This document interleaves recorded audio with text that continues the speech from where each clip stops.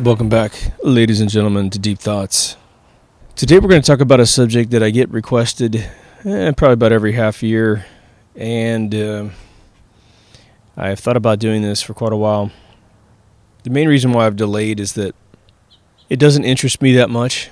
However, I think I've now kind of thought it through a little bit on how to add something else to it. Yeah, we have all these things that go around civilization, all these stories and all these beliefs, and what's interesting is they're alluring enough to stay in the current of man's consciousness, but what's fascinating is that there are so many that never get analyzed beyond just sort of an ankle-deep dive into the subject matter, and Bigfoot is one of those things. We have held this belief for so long, and even the deepest studies that I have seen by anthropologists who've made 3-hour videos on this stuff, essentially filming a lecture, it's amazing how even in some of their most brilliant dives into this, and I'll try to repeat some of the ones that have really impressed me, no one goes back to the inception of what we're really insinuating by saying, if these things exist, I mean really exist, what would that mean? What would it mean for them to survive the annals of time? What would it mean for them to be out there right now? And what would it mean if we found them? Because, we talk about aliens a lot on this show, and I feel like, well, that makes sense. An alien, if you go see the episode I made called Alien Promise, any of the alien episodes, there's a lot to the concept of an alien arriving, right? But Bigfoot, we're talking about maybe, if all the cartoony Hollywood portrayals of Bigfoot are 100% correct, you've got this sort of tame, guy from the Goonies. And you're going to somehow have, an afternoon lunch with them in the canyon or in the forest. So let's review sort of the pop culture version of the story. Then we'll try to dive down into the anthropological insinuations of his existence, some of the imperative facts that they suggest. So at face value, there's this neat belief in sort of a ghostly character that lives in the woods and the forests of the United States of America and other similar terrains. I don't believe it's ever been sighted in a desert. It's always got some lush green, which, considering how much we're shutting that shit down.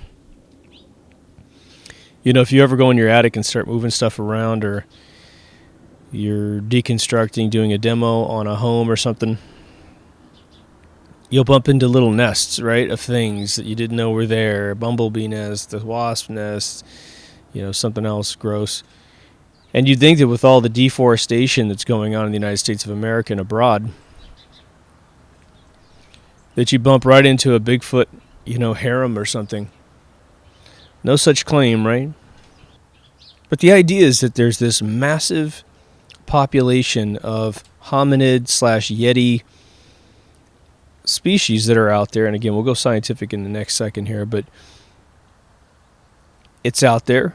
They have this really super duper thick coat of fur on them, like a bear, but it almost seems like per capita of square footage on their body that they are more hairy than anything in the forest, besides perhaps like a dog. Whereas, a bear actually, has some shorter hair in in the face region, thus allowing its contours to come out so we could see its eyes clearly, its nose clearly, its teeth. But every time we see anyone attempting to film or claim that they have filmed a Bigfoot, it is sort of that silly costume where the designer just kept putting, werewolf face hair on it to the point you look straight at it in the face and you can't make out any features. I've never seen any features, and I've seen quite a few of these. Of course, a lot of them have turned out to be hoaxes, but just at face value, you have individuals in the forest who come back and claim they filmed Bigfoot. Now, let's look at some of the sightings over the years. You have the initial sightings were sort of extremely distant. I would say, compared to a normal shot of someone you would take saying cheese, fairly good distance away, maybe a couple hundred yards. And they walk across some terrain, they give a little bit of a look, and they walk into the forest. And, obviously with a little bit better equipment, you have individuals now analyzing every single frame of these Super 8, 16 cameras and insinuating that the pixel data means something more every year, right? At first it didn't mean anything. A lot of the tissue movement or the fur movement on the outside of the being, and now in the last 5 years or so, they're now saying, oh, that's subdermal muscle tissue, and see how it does indicate that this is a real leg of a giant beast, because you couldn't possibly fake such a thing in a costume. And in some perspectives, they seem very convincing. You're right. A big guy inside of a hairy costume is going to look silly, no matter how much he or she tries to imitate some sort of monkey, because we aren't monkeys, and unless we're trained by some mime company in Paris, you're not going to have specific know-how about how that works, right?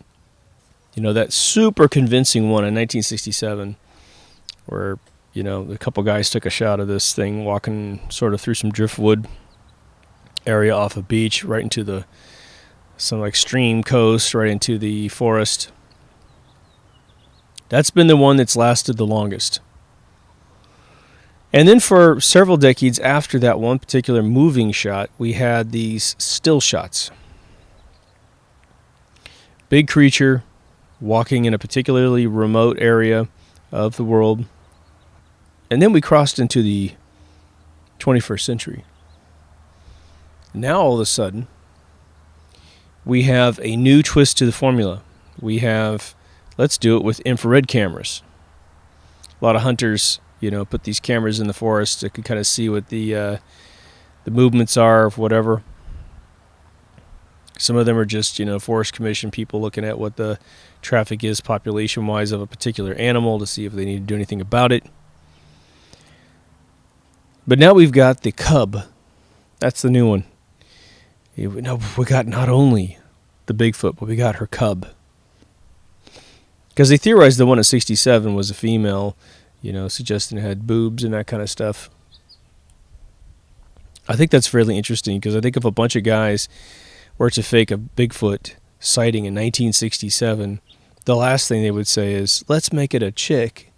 Right? It's not going to happen. But I look at that shot, and and again, it's just sort of like looking at the moon and theorizing that every bump and nook and cranny up there is a space station. I didn't see any tits on this thing. But, maybe I just don't know enough about Bigfoot taxidermy.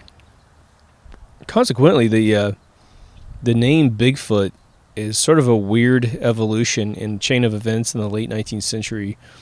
You have a Native American named Chief Bigfoot, who I guess was notorious for trying to chase a grizzly bear in the area that was killing tons of wildlife, and they end up calling the bear Bigfoot after Chief Bigfoot. And then within 5 or 10 years, the first reportings of these giant Yeti things were being passed around campfires, and someone started calling it Bigfoot.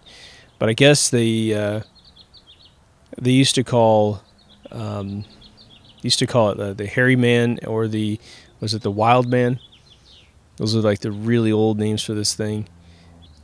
So I believe that we have seen in our own lifetime the evolution of the hoax.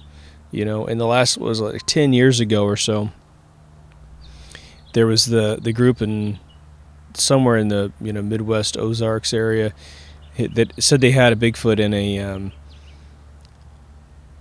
in a refrigerator, in some freezer, and it went on for months and months, and they kept releasing photographs of this thing inside of a freezer, kind of revealing a little bit more and a little bit more, and eventually the police showed up, or someone showed up, and they had to admit it was a hoax, that they had bought in a big costume and then filled it up. And it's a fun thing to go through that experience, because obviously, it brings out the child in all of us who ever believed in magic. So for a little while, you're like, ooh, wow, there's this thing. And then the moral to the story is, be careful about what you believe before you put some effort into it, right? So what's the scientific theory behind Bigfoot? Where does this species come from? Why do people remotely believe this stuff? Well, for a creationist, it doesn't go down at all. That would mean that God created this bizarre kind of pre-man, as if God has to, he's all-knowing, but then he's got to beta test a few creatures beforehand, right? For any of us that have sort of thought about, the notion that God would just create man because God wanted man, there'd be no need for gorillas, chimpanzees, yetis. There'd be no need for anything that's sort of on our level of competitiveness in the food chain around here, right? There just wouldn't. But your common evolutionist, will try to tell you that obviously man came from monkeys, but for some reason monkeys are still here. And if you really look at that association between the two, you have your anthropologists that will tell you that, there's not a single bone in a man that's in a monkey. They just say it. They go, look, I know they look the same when they're arranged similarly, but when you really look at the actual detail of the bone, it is completely re-engineered to be better. Not necessarily stronger, but more efficient for converting energy calorie into actual motion. And I would argue I'm not quite convinced. I mean, goddamn, a monkey can fly around a jungle like crazy, just using his 4 fingers on each hand before the thumb. But the idea is that there was this evolutionary chain, of course, and at some point there was a missing link, this dark period where we can't find any skulls that attach the monkey skull to a Homo sapien. And in that time, in that missing time, all the previous skulls seem to match. They just get a little bit bigger, the brain cavity gets a tiny bit bigger, but it's always per capita of the overall size of the skull. So it's just like taking it and zooming it up in 3D software as opposed to actually making the brain cavity larger. When you get to our human skull, it's completely re-engineered on virtually every level, and every single minute detail within the skull. It makes us who we are without the tiniest chamber change in the vocal, nasal canal. We can't speak syllables without increasing the brain cavity in disproportion to the rest of the skull as compared to our predecessors in the monkey world.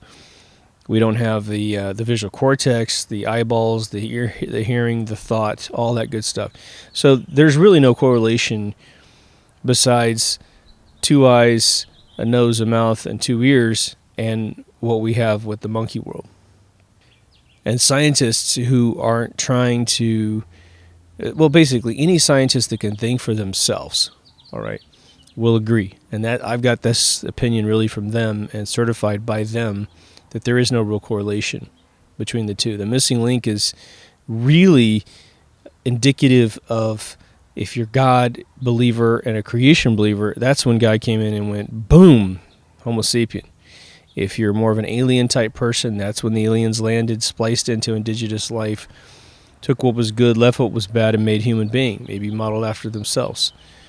Outside of those two explanations, I have no explanation. There's a mystery as to why hundreds of millions, if not billions of years of our evolution is completely missing physically, right? And, one of the assertions was that man went into the forest,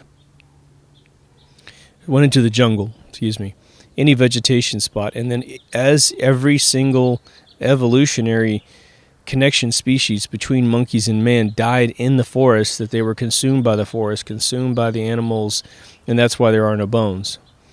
The notion, that monkeys lived in the desert is preposterous.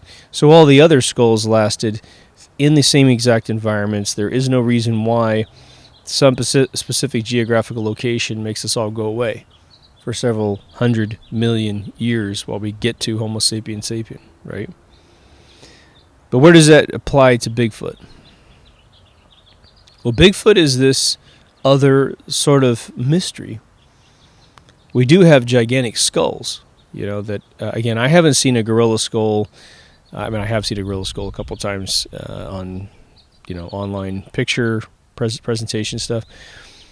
But in terms of, how the evolution goes from even the prehistoric monkey-like creatures up into what might be, a gorilla, a chimpanzee, I haven't had someone lay it out perfectly.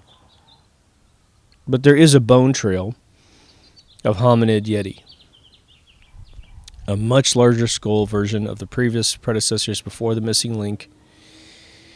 And it's big, except while the human being was being re-engineered to be able to have all these capabilities vocally, the hominid didn't have any of that. It kept its sort of rhesus monkey interior canal, right?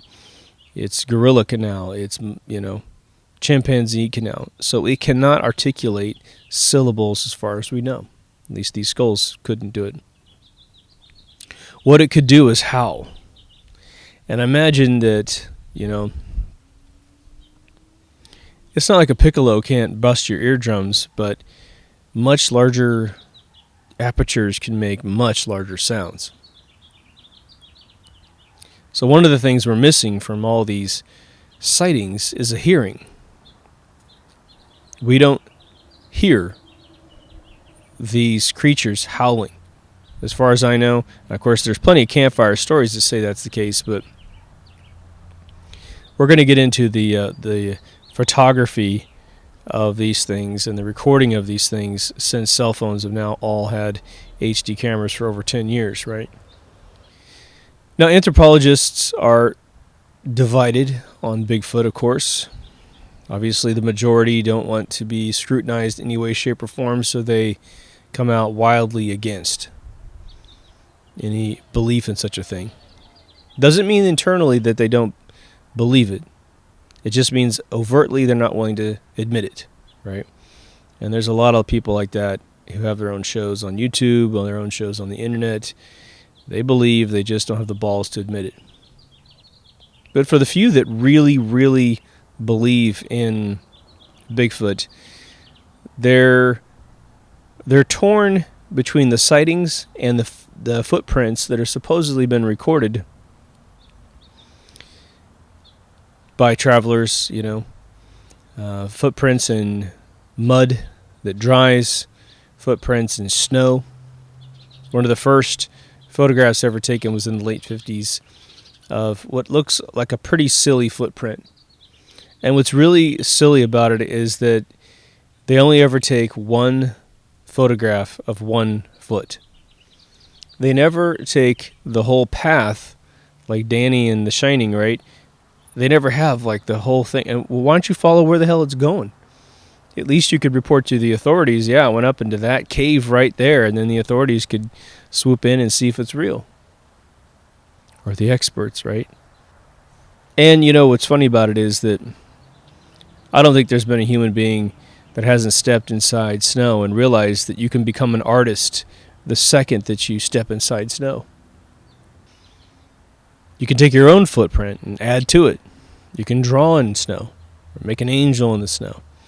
And so, snow prints, the one I saw was, had a big pronounced big toe, It's just silly. It didn't match any of the other footprints I've ever seen to be claimed. So when the footprints don't match each other, right? We're talking about a species here that can mate with itself and procreate.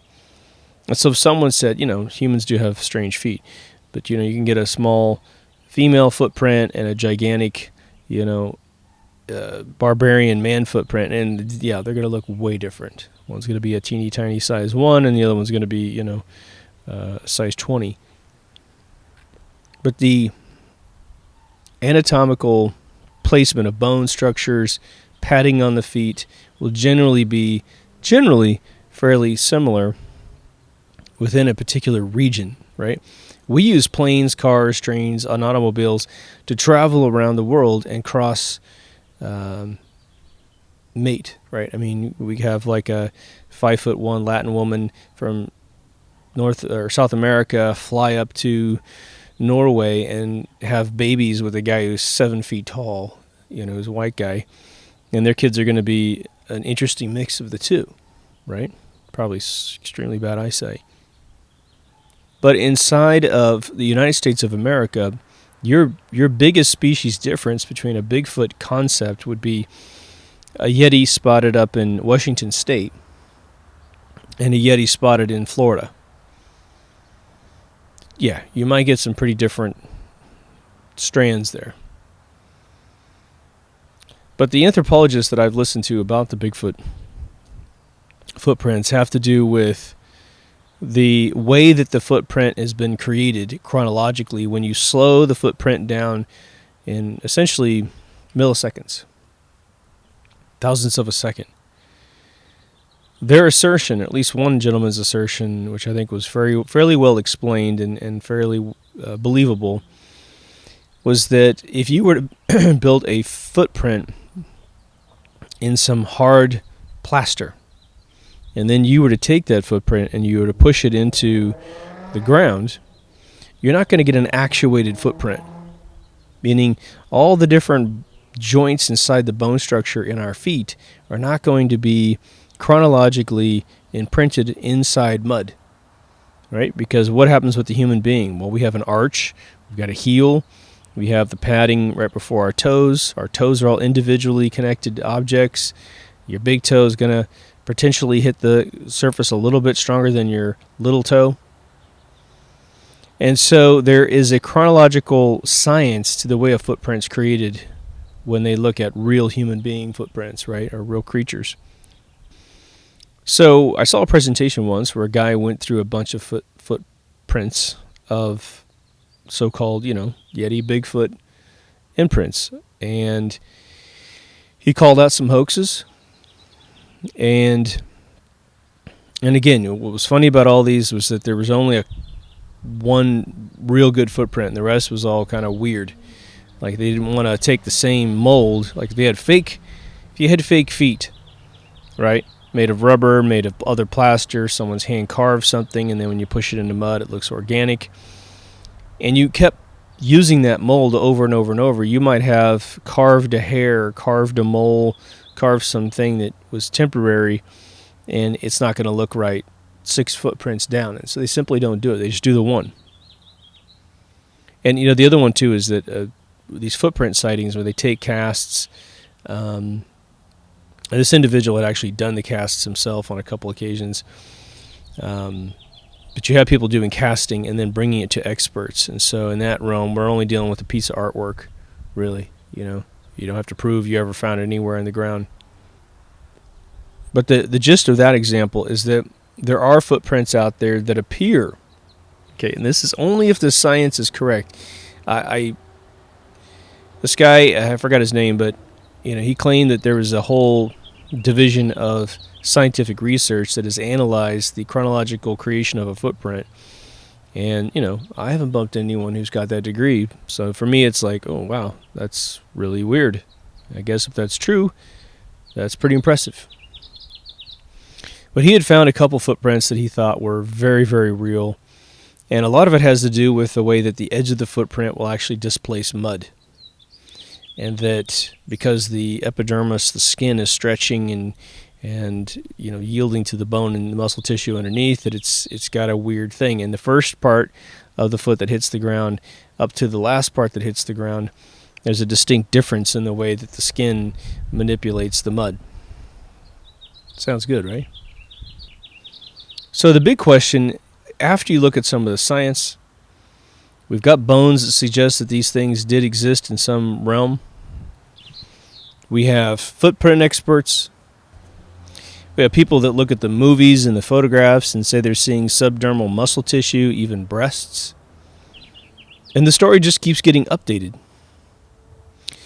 And they say, well, why can't we find these things? I mean, seriously, it's one thing to say you can't find a small thing because they're small. Oh, a weird species of ant, right? Imagine someone said, I found this whole colony of ants, and instead of having two telescopic hexagonal eyes, they have these eye grids that they have. They had three, or they had one big cycloptic ant. Its whole head was just nothing but an eyeball, and they seemed so much more intelligent. And we sat down and had coffee and talked about the birds. You know that finding that thing would be astronomically against, right? But finding a big, giant population of humanoid creatures that are standing upright anywhere, I mean, it seems like 7 feet is sort of the minimum height of these things. Seems hard to believe, doesn't it?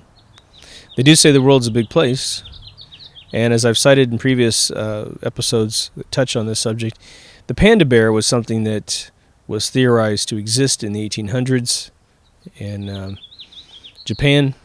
Now, Japan has really rocky terrain in various places. Very formidable stuff. They built golf courses where they've had to slice off the top of mountains to make flat spots to drive the ball to, right? With these death-defying bridges that put them together, right? But supposedly they searched for this thing for 70 years. Never found it until Teddy Roosevelt's child was over there exploring, walks inside of a hut, and sees the skin of a panda bear hanging on the inside of a hut. And he says, take me to this creature. And they took him down to a waterfall, and sure enough, they're crawling all over the bamboo down there. Boom, it's discovered. 70 years of theorizing it, hundreds, if not thousands of years of telling folk tales about it, and it exists. The unicorn was found. So has this been the case with Bigfoot? I mean, if the panda bear was discovered at the turn of the 20th century, are we just a few decades away from discovering Bigfoot? Well, let's keep track of the individuals that have devoted their lives to finding it and the individuals that seem to always find it. The people that seem to find it are just your average Joe. Some guy out there hunting, some guy out there fishing, some guy out there shooting. And he's in the woods. And the footage is always, always, always obfuscated by bushes and trees, except for the one in 1967. And there's a couple little photographs here and there with, big giant looking man way far away on a vista edge, that sort of thing, taken by Boy Scout leader, pedophiles or whatever. But we don't seem to be edging closer to getting a really good shot of these things. Right? They don't seem to get any clearer.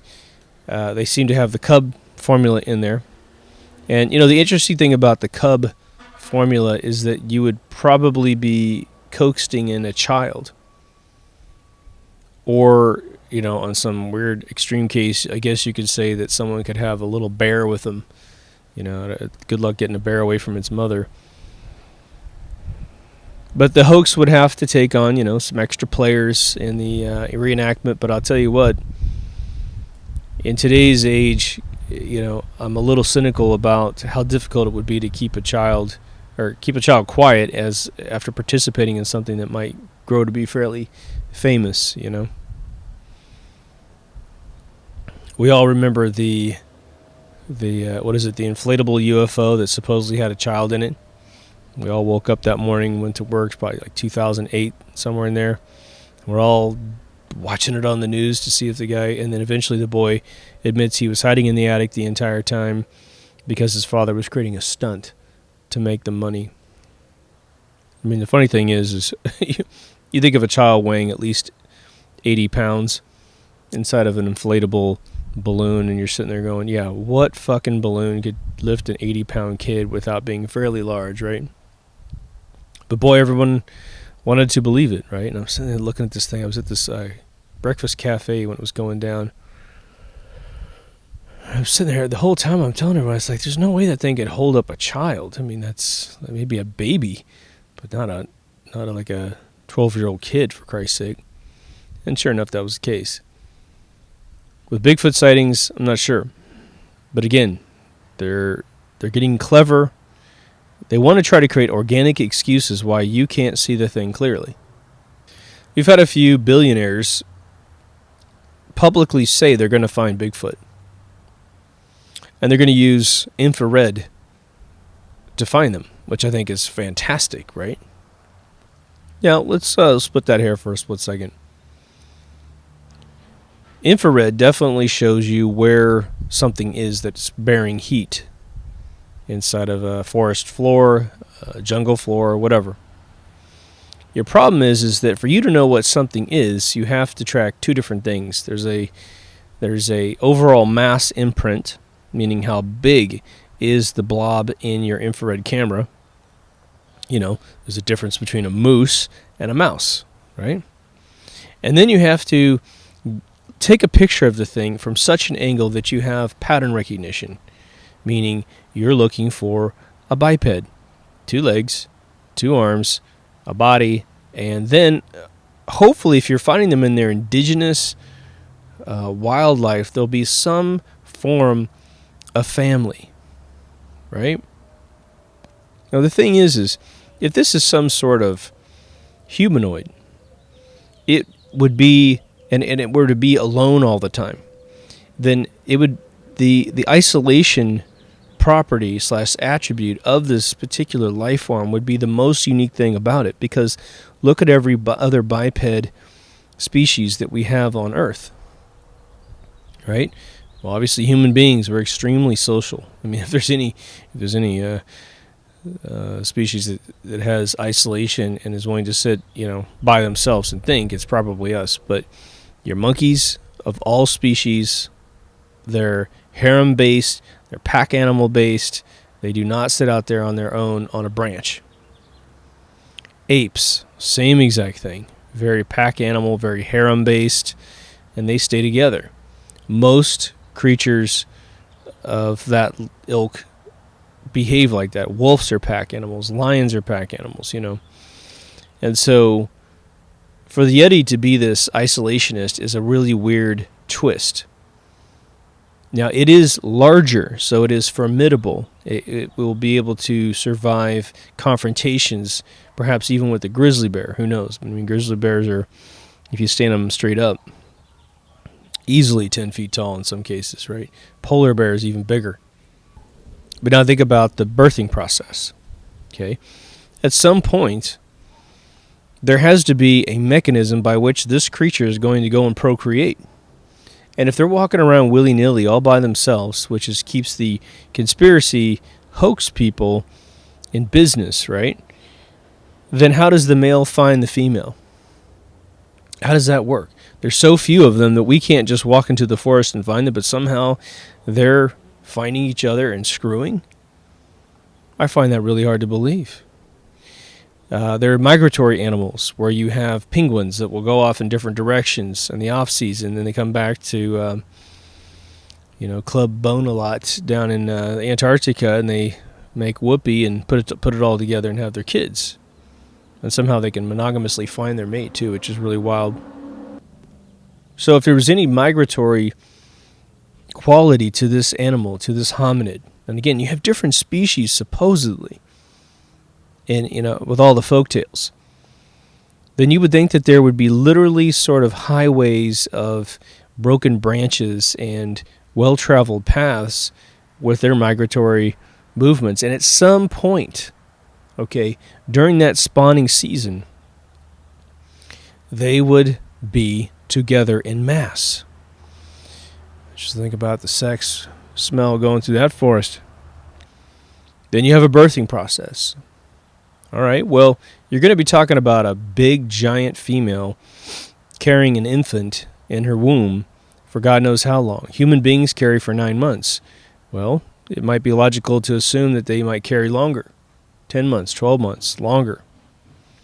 But during the birthing process, one thing is for certain. It is not going to be a pleasurable experience for the female.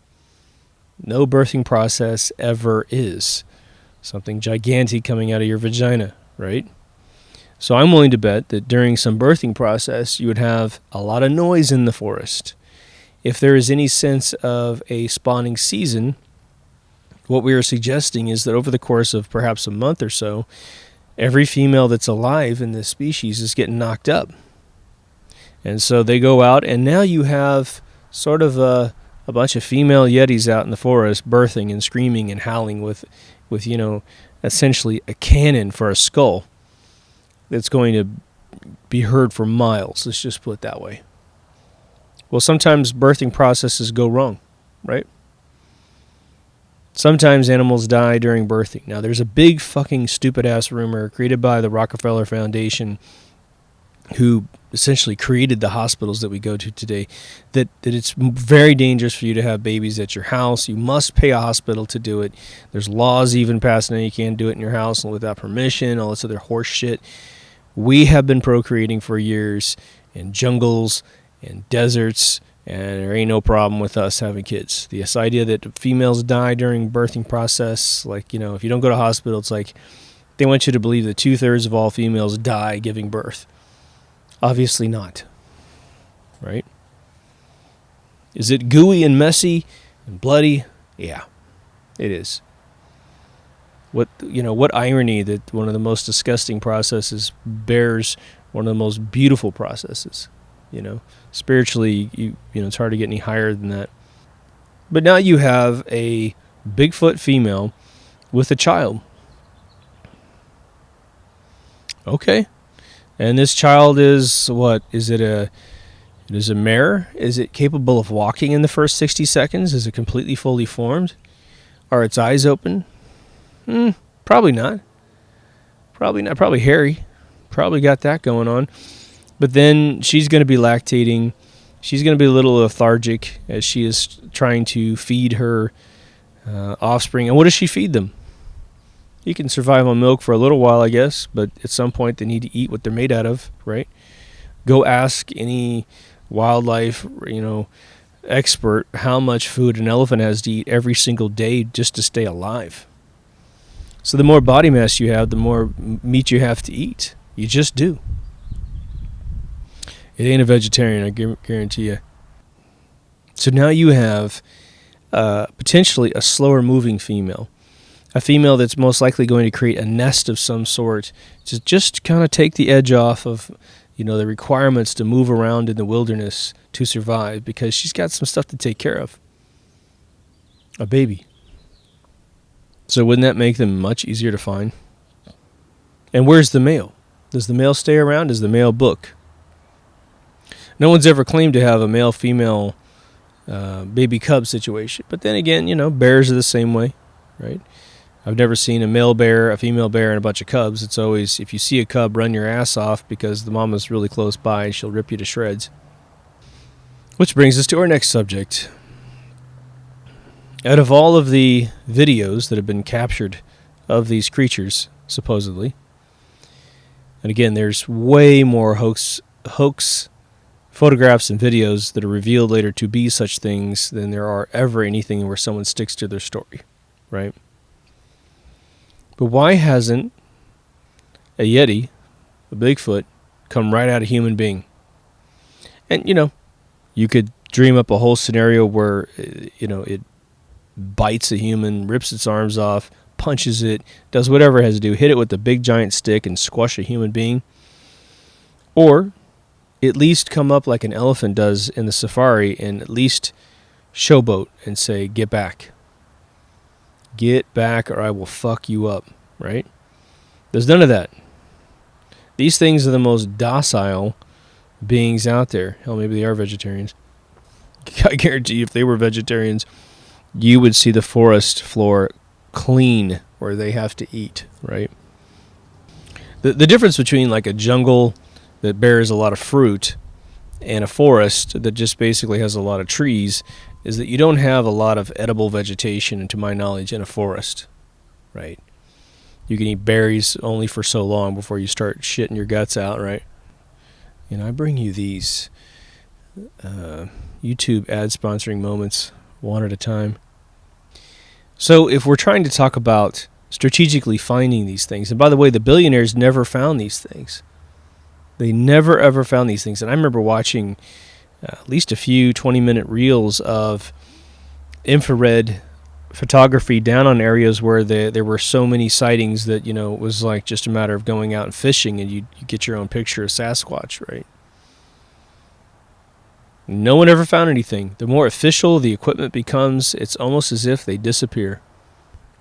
I'm going to do a separate episode about giant human beings because I think that's a completely different thing, and I think that that's much more legitimate than the Yeti. Now, as a tiny little segue into that realm, as it relates to Bigfoot, the assertion with the giant humans, there's just a couple people trying to associate the two, and what they were saying, and they've got these weird photographs of these sort of, especially in Asia too, where the average height is pretty consistent for a particular region, whatever the height is, because they intermingle with their own, their small collection of families, they keep the height at a certain point. But you have these gigantic offspring that have been photographed, and one of them was given like a female name. She was a female, and she was massive. She was somewhere 7 feet or above in this particular village, and someone had they create this folktale story, and again, it may be true, who knows, but her relatives were all named as well, and they were basically saying any one point in time this particular village in Asia had this Yeti gene pool that was going through, and some brave guy decided to mount this gigantic being and get it pregnant. So there are various tales that have been correlated with this sort of, the reason why is that they call it a Yeti offspring is that it didn't have the vocal capability in its skull to speak.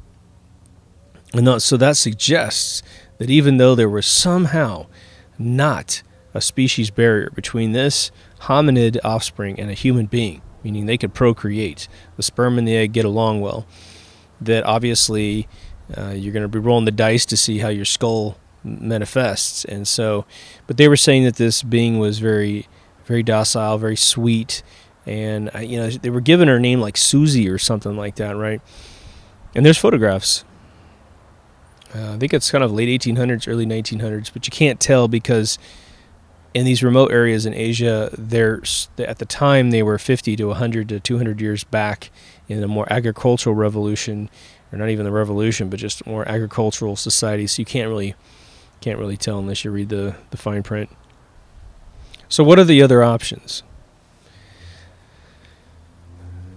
Well, we have essentially two of the primary options, which is that these things are real and that they are very elusive. They somehow, through explanation, we will at some point find them like panda bears, and somehow the way that they traverse the world and hibernate and come out and what have you, it'll all be explained, right? They would probably most likely have to hibernate, 4/5 out of the year, and they only come out 1/5 out of the year. Maybe they live in the ground or whatever, who knows? But again, a hairy body suggests a need to protect against the elements and to keep yourself warm during the winter season. So big, giant, super dense, hairy bodies are typically very active in the winter years of wherever they're discovered. And again, I'm not terribly familiar, nor am I going to get into the sort of offshoot, which is your more snow Yeti, your white abominable snowman sort of thing, because it's all the same information, but simply put on to ice and put it into the more Arctic territories, I think it becomes harder to believe in the Arctic world, even though they're white like a polar bear and you could look down and not see them. Infrared would pick them up, but their ability to harvest food would be pretty easy to find, because anything in an Arctic territory has to fish or dies. And so especially a big giant being like that, and we would definitely find a polar bear and a Yeti duking it out somewhere, blood trails everywhere, and at some point, okay, the polar bear is going to kick its ass. It's going to eat a cub, it's going to pick on a youthful Yeti, and it's going to win hands down. And we're going to find these skulls and these entrails all over the place, and we don't. And I think it's a little bit of a stretch, if not a massive stretch, to assume that every person that finds such a thing is in some conspiratorial science community that works for the Smithsonian. They're all trying to constantly keep everything from being discovered. I don't buy that for a second. So the other of the two is that it is all a hoax, and they're all fake. Every single one of them, and it's simply a campfire tale that has been massaged into reality. But because, depending on how you view your reality, maybe you think it sucks, maybe you're really pissed off that magic isn't real, you hang on to this, and deep down inside you're not doing anyone any harm.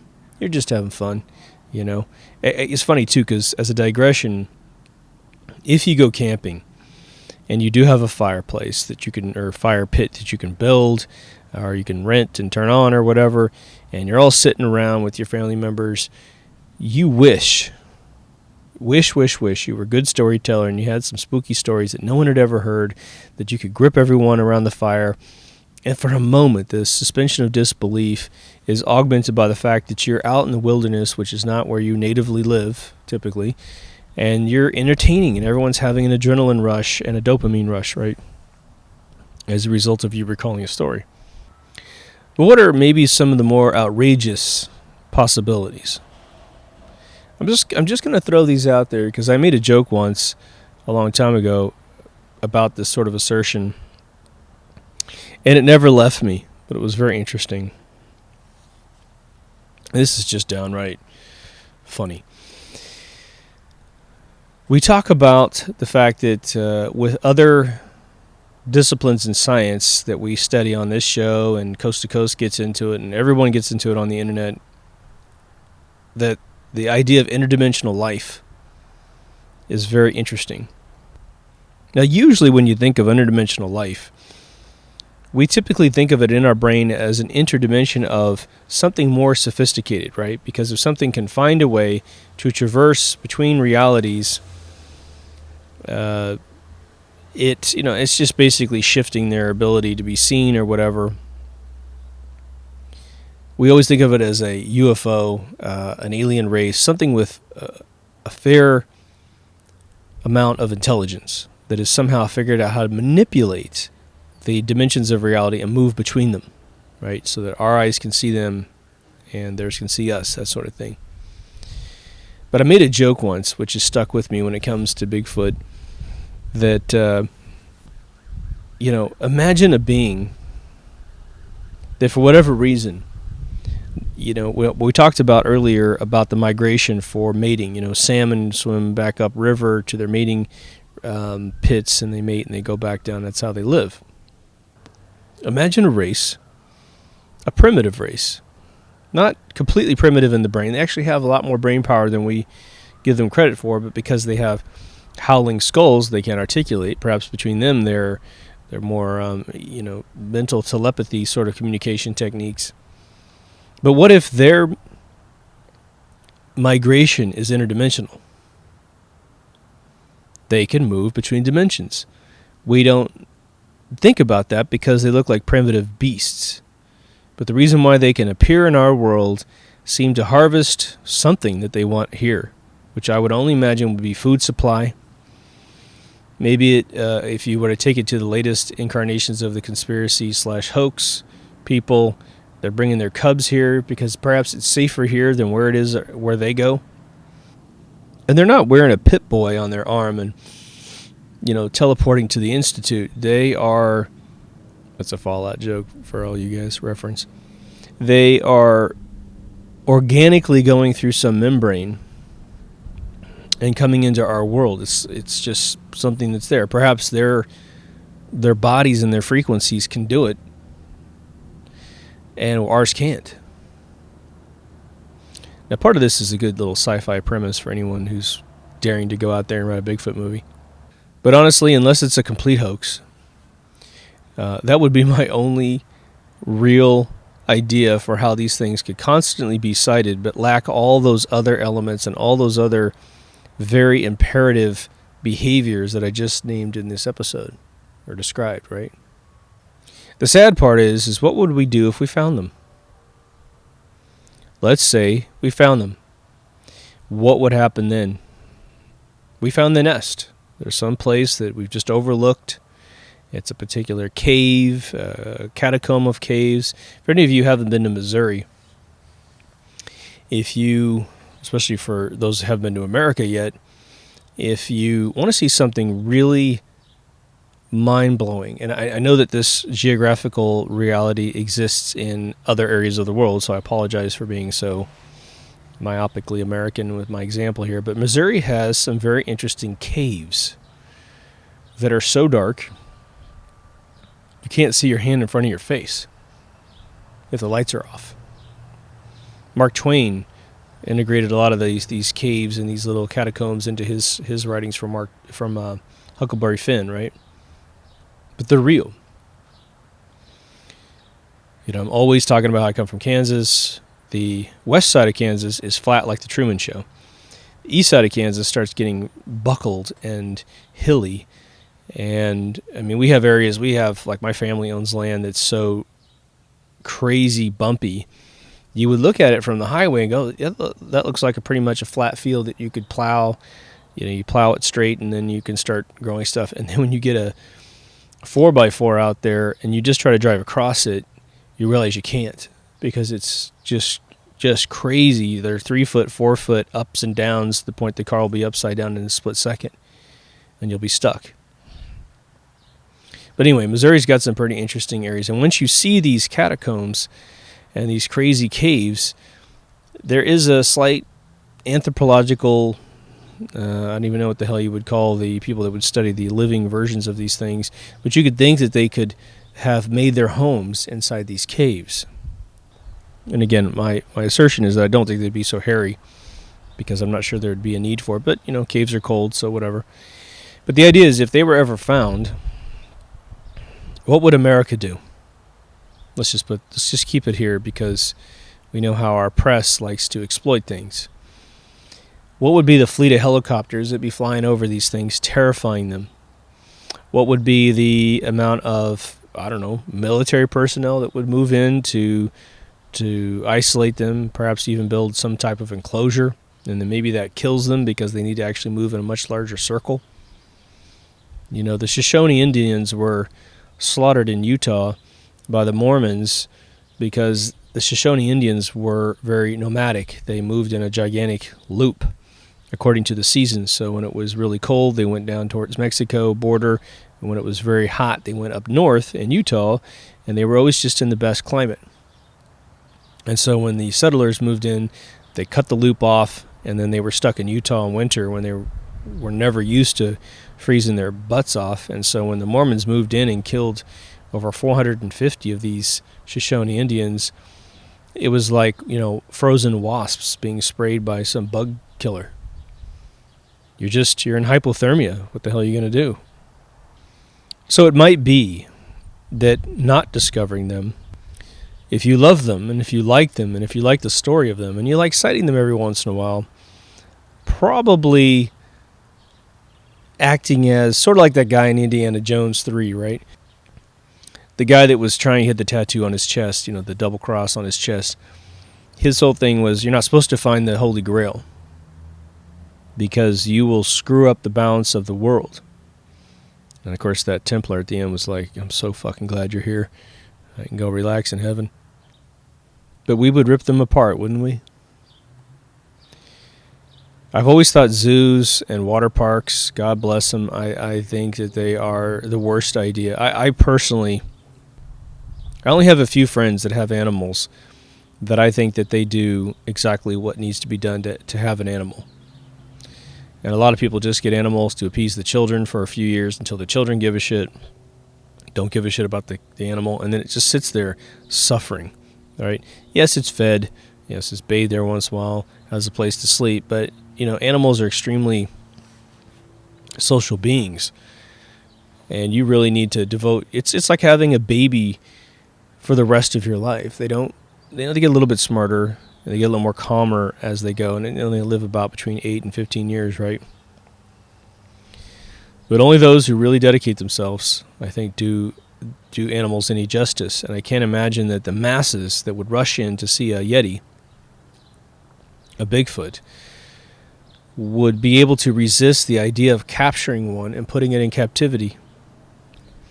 And I'm sure that man would do that before learning anything about the Bigfoot, right? The big game hunters would move in and, do it on behalf of some zoo somewhere in the world or some natural wildlife where I guess they could say, well, it's got like 40 acres to mess around on, which wouldn't be enough. So in summary, I think that the thing that we can learn about Bigfoot is that we like to believe in things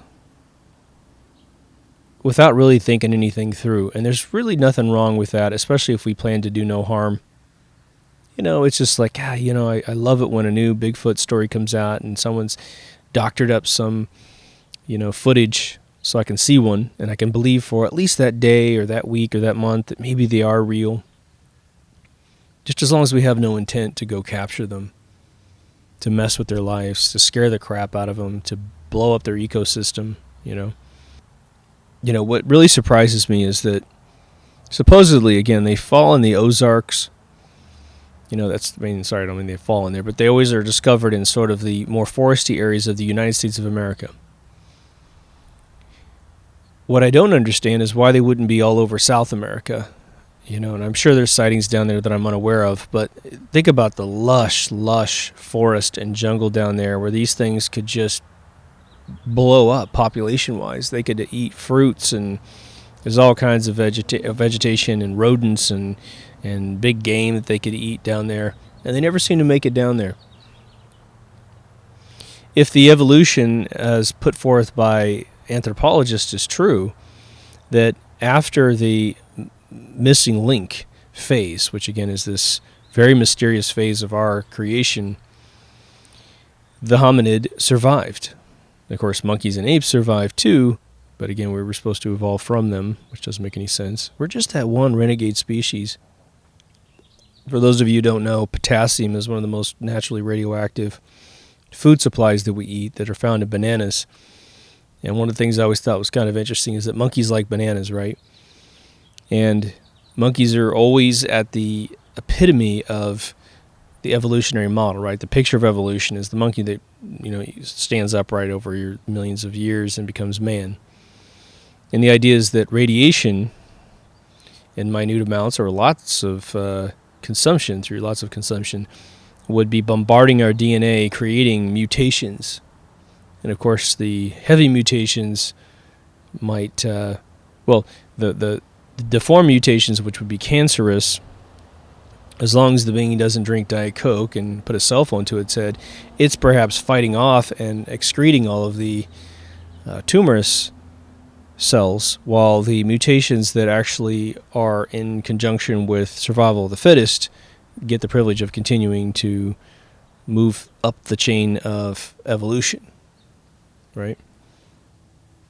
A little anecdote off to the side here. The day I learned that potassium was radioactive was when I was training some programmers from a nuclear power plant, and they came in and we had a whole spread for them at lunchtime because they were there for about a week learning from us on how to do this, and we had bananas on the table, and they go, "Oh, this is great, we get to eat bananas."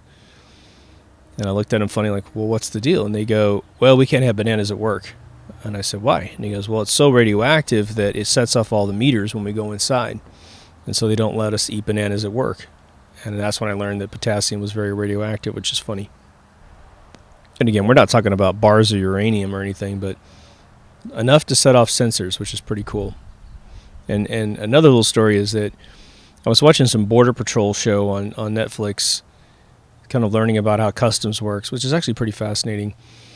And they had a woman that drove through the turnstile, and she set off a radioactive meter that, senses whether or not someone's bringing in some sort of radioactive material for perhaps a dirty bomb. And they pull her into the lobby of this customs check-in place. And they put a Geiger counter on her, and she's setting off the Geiger counter. Took all of her, main heavy garments off, like her winter coat and that kind of stuff. So they could see she's just wearing normal blouse and whatever pants. And she goes, I've had an isotope injected into my chest to see, to find clogs and stuff in my arteries and that kind of stuff. So I just had that a couple days ago. And so that's how sensitive our sensors are, which is, for me, just utterly phenomenal. They could find a little tiny isotope. Now, what a crazy thing to do, right? Don't ever put that shit in your body. Maybe a dye, but not a freaking radioactive isotope. So anyway, I hope you feel me. I hope this was entertaining for you guys. For those of you who wanted me to cover Bigfoot, it's been on my mind for 2 seasons straight, and I just couldn't figure out a way to do it, to add anything to it. But the more I thought about it, the more I had this frustration inside myself of going, come on, guys. There's a lot of things that aren't being addressed after hundreds of years of having seen these things, supposedly, and we're just not taking the conversation beyond, tabloid magazine. So hopefully this did the trick. Anyway, deepthoughtsradio.com for all the feeds. As I always say, if you're on video, there's audio for your car. If you're on audio, there's video in case you're sitting at home and you want to stare at somebody smoke cigars in black and white. It's on iTunes, just in case you're an Apple person. And it's on vid.me in case you want to see Season 1 unscrewed with by YouTube's copyright stuff. So the main thing is that Season 1, what I did was I opened every episode. Well, I shouldn't say every episode. I opened probably 2/3 of the episodes with some of my favorite music, and just to kind of jazz up the theme. Sometimes the music's perfectly on point where the name of the song is related to the subject I'm covering. But YouTube, shits all over itself if you use 15 seconds of a song, while iTunes can play you a minute of the song without any problem. How does Apple have the right to play 1 minute of a song, but you can't do it on your videos? Stupid. If you're in Germany, I guarantee you, because Germany has a big problem with the honoring the copyrights of intellectual property in America for some weird reason, music companies just have elected to block any copyright use in Germany, because I guess, I don't know what the deal is if Germany actually allows you to scrape music for free, or I don't know what the deal is. But if you're in Germany, and I know there's a couple of you out there, go to vid.me, look up Deep Thoughts Radio. You always got to put radio on the end. Otherwise, you're going to find Jack Handy videos. But anyway, thanks for joining. Take care of yourself and someone else, and I will see you in the next Deep Thoughts. Over now.